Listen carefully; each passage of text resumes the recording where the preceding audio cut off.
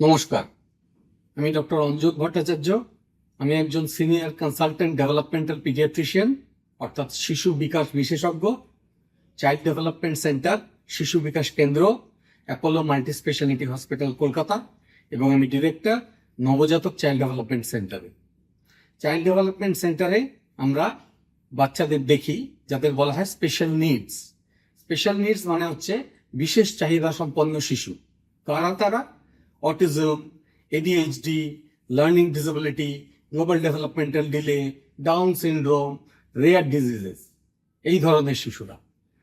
আমাদের যেটা গর্বের বিষয় সেটা হচ্ছে আমাদেরই এখানকার মডেল, কলকাতা ডেভেলপমেন্ট মডেল, সেই গ্লোবাল ডেভেলপমেন্টাল মডেলটি ব্যবহার করে, যেটাকে বলা হয় universal care pathway for children with special needs, সেইটা ব্যবহার করে আমরা দেখিয়েছি যে আজকে অটিজম কোনো ভয়ের বিষয়ই নয়।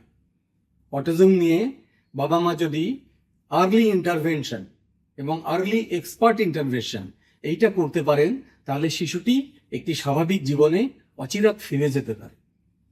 আমরা কত বয়সের শিশুদের দেখি?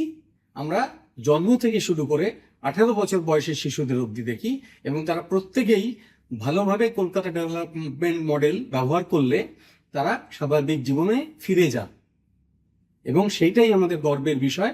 আজকে অটিজম প্রাইড ডেতে এটাই আমরা আপনাদের জানাতে চাই। জয় হিন্দ।